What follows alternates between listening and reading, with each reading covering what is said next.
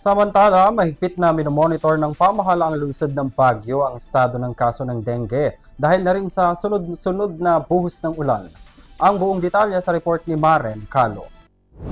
Alinsunod sa utos ng City Health Services Office ng Baguio City na Ordinance No. 10 Series of 2025, magsasagawa ng dengue surveillance ang lokal na pamahalaan upang makaiwas sa sakit na dengue.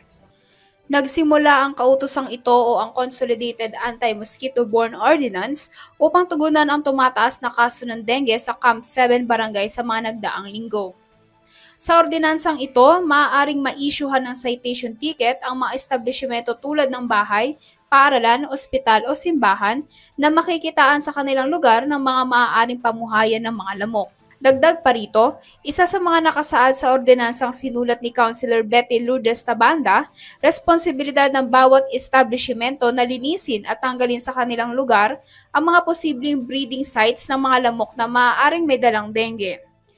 Samantala, pinangunahan naman ang pagmumonitor at pag-i-issue ng mga ticket sa mga ng mga opisyal ng barangay, Baguio City Police Office, Public Order and Safety Division at mga sanity inspector mula sa City Health Services Office.